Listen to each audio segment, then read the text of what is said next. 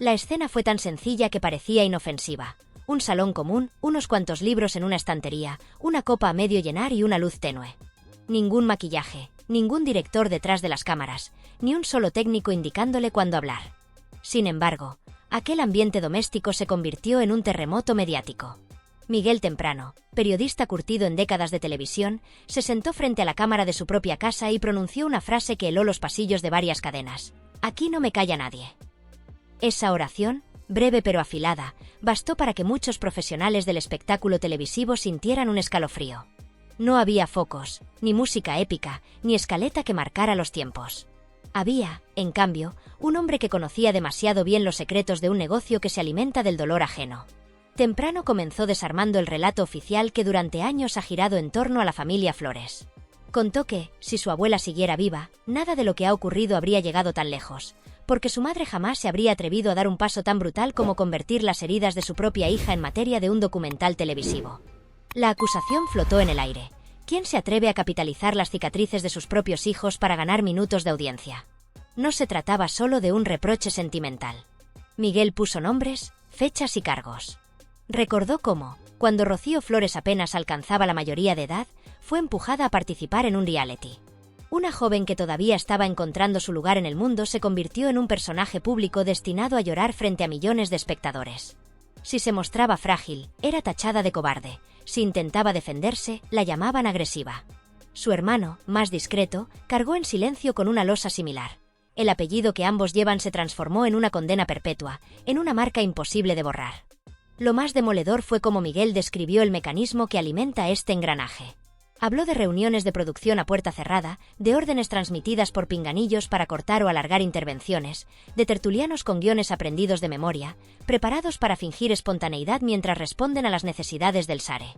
Señaló a quienes han convertido el dolor en espectáculo. A una presentadora, a la que bautizó como la inquisidora del horario estelar, la acusó de actuar como jueza sin escuchar a nadie. Mencionó a un famoso conductor de programas que predica respeto y equilibrio hasta que suenan las cajas registradoras, momento en que aprieta el botón del sensacionalismo. Incluso describió a una moderadora que, según él, transforma el plató en un púlpito desde el que reparte sermones, clasificando a los invitados entre santos y pecadores, siempre con la misma familia como Diana. El veterano periodista no solo apuntó a las caras visibles. Detrás de cada nombre hay un sistema que se nutre del escándalo. Cada lágrima televisada se traduce en clics, trending topics y contratos publicitarios. La lógica es sencilla. Cuanto mayor es la herida, más alto el índice de audiencia. Esto no es periodismo, es un negocio que comercia con la pena, resumió Temprano con voz serena. Esa serenidad era lo más inquietante. Hablaba sin gritos, sin gestos teatrales, como quien sabe que la fuerza está en los hechos, no en el espectáculo. Entre las revelaciones que más incomodaron destacó una figura que, según Miguel, rara vez se menciona: Fidel, la pareja de Rocío Carrasco. Para el público suele aparecer como un acompañante discreto, un muro protector, casi invisible. Pero Temprano deslizó una sospecha que encendió a los espectadores. Fidel sabe más de lo que imagináis. Lo describió como alguien que abre y cierra puertas, que interviene en conversaciones privadas, que maneja silencios. Su frase final sobre este asunto cayó como un mazazo. Si alguien cree que él es solo un testigo pasivo, se equivoca. A lo largo de su intervención, el periodista también insinuó algo que muchos temen admitir: existen intentos reales de acercamiento entre madre e hija. Habló de llamadas discretas, de mensajes enviados sin publicidad, de pasos cortos que podrían culminar en una reconciliación. Sin embargo, advirtió que hay demasiados intereses en juego para permitir ese abrazo. Si madre e hija se reconcilian, ¿de qué viven quienes han hecho carrera con esta pelea?, preguntó mirando directamente a la cámara. La pregunta quedó flotando, sin necesidad de respuesta. Temprano exigió, por encima de todo, justicia. Justicia para Rocío Flores, para su hermano y para cualquier joven que, tras un error de adolescencia, merezca la oportunidad de reconstruir su vida. Con los hijos no se juega, insistió. Subrayó que nadie pretende borrar el pasado, sino conceder una segunda oportunidad, un derecho tan básico que resulta casi insultante tener que recordarlo. La transmisión se convirtió en un fenómeno inmediato. El chat en directo ardía. Unos aplaudían, otros atacaban, pero todos escuchaban. Miguel no se alteraba. No necesitaba gritar para incomodar. Sabía que su experiencia de años en redacciones y camerinos le daba autoridad. Los conozco, sé cómo trabajan, sé lo que hacen cuando las cámaras se apagan, advirtió. Y dejó una promesa que sonó a amenaza. Existen correos, documentos, conversaciones grabadas. Material que, de salir a la luz, pondría en jaque a más de un despacho. La fuerza de su relato no residía solo en las acusaciones, sino en la imagen que construyó del negocio televisivo. Lo describió como una fábrica de emociones rentables. Cada sollozo convertido en un anuncio más, cada bronca en un pico de audiencia, cada confesión en un contrato publicitario. Mientras los espectadores consumen el drama como si fuera entretenimiento inofensivo, dos jóvenes permanecen atrapados en un relato que ellos no eligieron. El silencio de esos hijos ha financiado muchos minutos de oro, concluyó con amargura. Miguel temprano no pidió compasión, sino sentido común. Recordó que todos, en algún momento, hemos cometido errores, y que ninguno de nosotros querría ver ese fallo repetido en televisión durante años, con grafismos en rojo y tertulianos que jamás nos han tratado hablando de quiénes somos. Con cada pausa, con cada mirada directa al objetivo, el periodista nos obligaba a reflexionar. ¿De verdad queremos seguir premiando un formato que convierte la intimidad rota en espectáculo? ¿Estamos dispuestos a aplaudir mientras se prolonga un dolor solo para que no caiga la audiencia? Cuando la emisión concluyó, no quedaba duda. Miguel había colocado un espejo incómodo frente a todo un sistema. Había denunciado una maquinaria que se alimenta del sufrimiento, había reclamado paz para los hijos y había dejado en evidencia a quienes prefieren el ruido a la reconciliación. Su mensaje, más que un alegato, fue una advertencia. Si alguien decide seguir lucrándose con el dolor de una familia, que sepa que ya no puede hacerlo en silencio. No es tan complicado. Si existe dolor, no lo convirtamos en espectáculo. Si hay un puente, que nadie lo dinamite para sacar provecho. Pedir eso no es excesivo. Y, sin embargo, cada temporada volvemos a repetir el mismo interrogante, como una vieja oración que no deja de resonar. ¿Habrá abrazo o habrá negocio? La televisión parece disfrutar del morbo disfrazado de debate, como si cada lágrima valiera oro. Basta con recordar una escena que nos persigue. Rocío Flores con los ojos encendidos, escogiendo cada palabra con precisión quirúrgica para evitar que se la despedacen en una mesa de tertulia. Esa imagen se ha convertido en rutina, rodeada de comentaristas que no escuchan, solo analizan, acusan, diseccionan. Eso no es periodismo, es un paredón. No es información, es un deporte de alto riesgo. Si como sociedad decidimos aplaudir ese juego, no nos sorprendamos cuando el país entero se endurezca y empiece a saborear la sangre como entretenimiento. Por eso el gesto de Miguel es relevante. No porque sea un héroe ni un santo, sino porque rompió el silencio pactado. Habló sin libreto, como se habla en la cocina cuando las cámaras no existen. Pronunció nombres que muchos callan, señaló al dinero, ese dios que reina en los platós por encima de cualquier verdad. Cuando se desnuda el negocio, tiemblan las sillas, porque el único altar de estos programas es el billete. Todo lo demás es decoración. Frente a eso, el público tiene más poder del que cree. La reacción más sencilla es la más eficaz. Actuar como en casa cuando alguien cruza la línea. Se le pone freno. Si un programa utiliza a los hijos, se cambia de canal. Si una tertulia convierte a una muchacha en muñeco de golpes, se apaga la tele. Si intentan vender lágrimas con ticket, no se compra. Y al contrario, cuando alguien baja el tono del grito y sube el de la verdad, se premia con atención. Si alguien apuesta por la reconciliación, se respalda. Parece un gesto menor, pero no lo es. La audiencia dicta las cifras y, por ende, el rumbo. Sé que el salseo puede divertir. A mí también me agrada el chisme bien contado, el pique ingenioso.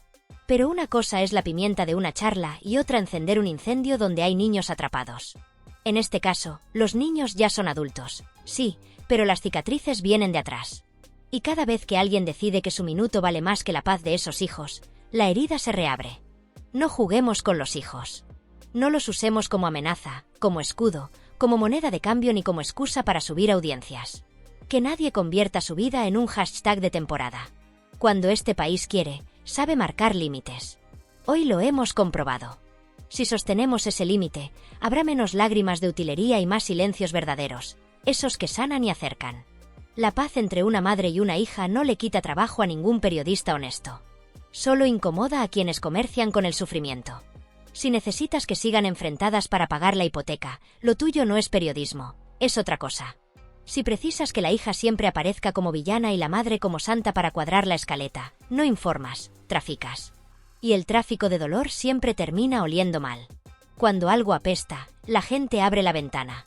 Queremos ver a Rocío Flores sin cadenas, a su hermano sin etiquetas, a una madre sin púlpito y a un Fidel sin pedestal.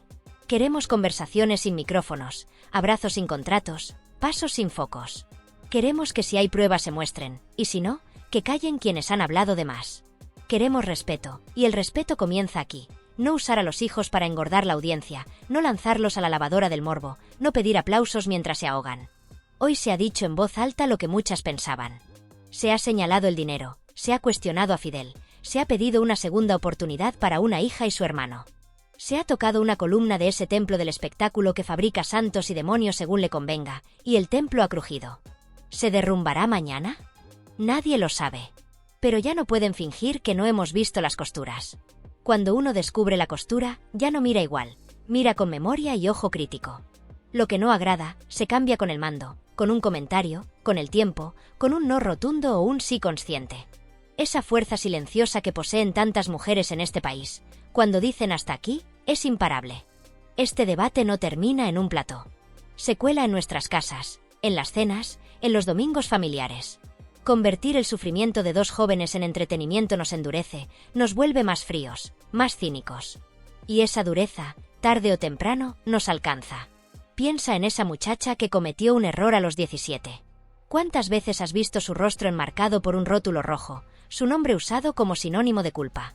Ahora cámbialo por el de tu hija, tu nieta, tu vecina. ¿Aceptarías que se lo recordaran cada día para que otros cobren su minuto? No, claro que no. Entonces no lo consientas solo porque el apellido es famoso. La fama no borra el derecho a levantarse, ni autoriza a nadie a usar a los hijos como combustible de espectáculo. Piensa en el hermano, en ese silencio denso que no se premia ni se aplaude. Silencios así sostienen familias mientras otros hacen caja. Eso nunca ha sido justo.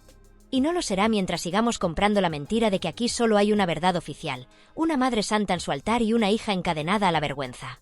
Eso no es justicia, es negocio. Y todos sabemos dónde mirar. A los despachos donde se corta el tiempo de uno y se alarga el de otro, a los pasillos donde se pacta, a los nombres que se repiten en voz baja. Nadie pide lágrimas en cámara, solo que si hay camino hacia la paz no lo tapen con alfombras de falsa dignidad. Quien realmente quiere paz acerca, no aleja. Nosotras no somos ingenuas. Sabemos reconocer cuando nos quieren tratar como tontas. Lo notamos en el tono, en las pausas, en las palabras calculadas. Nos dicen que lo hacen por el bien de tal, que la historia se cuenta para proteger a cual. Protegen, sí, pero sus contratos. Y nosotras, que hemos levantado familias, que hemos pedido perdón y perdonado, estamos cansadas de sermones disfrazados de periodismo. El periodismo observa a todos. El negocio elige a uno para endiosarlo y a otro para quemarlo. No te pido que te pongas de un bando, ni que adores a Miguel, ni que odies a nadie. Solo pido criterio, ese que tantas veces te ha salvado de la gente que no conviene. Úsalo aquí. Cuando veas que machacan a una hija con la misma escena, cambia de canal. Cuando sientas que el discurso convierte a una en santa por decreto y a los demás en demonios de plantilla, di basta. El basta de una mujer vale más que 1000 minutos de oro.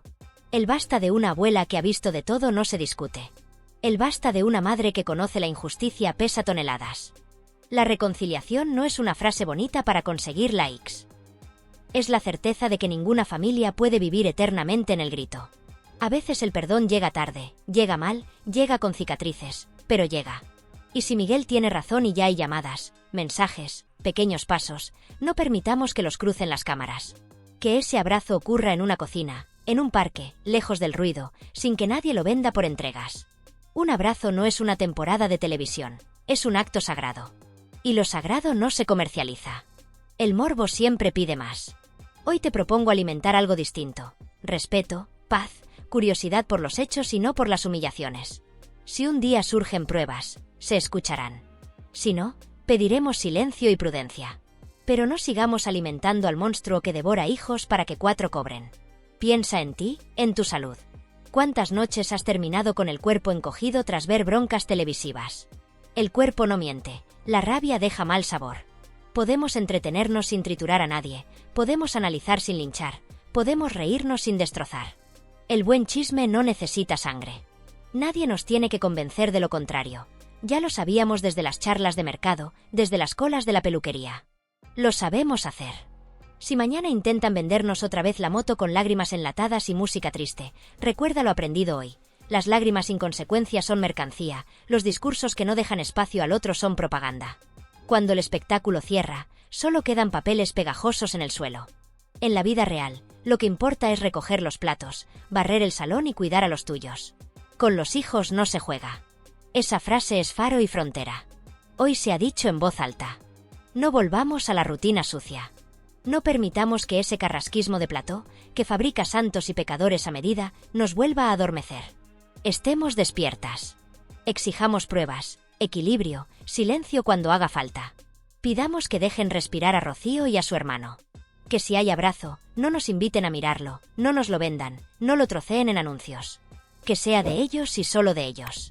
Y una última cosa, el país no lo hacen los platos. Lo construyes tú, con el mando, con tu tiempo, con tu sí y con tu no. Hoy has elegido escuchar una voz que no se casa con el ruido. Esa elección repetida, día tras día, es la que de verdad cambia las cosas.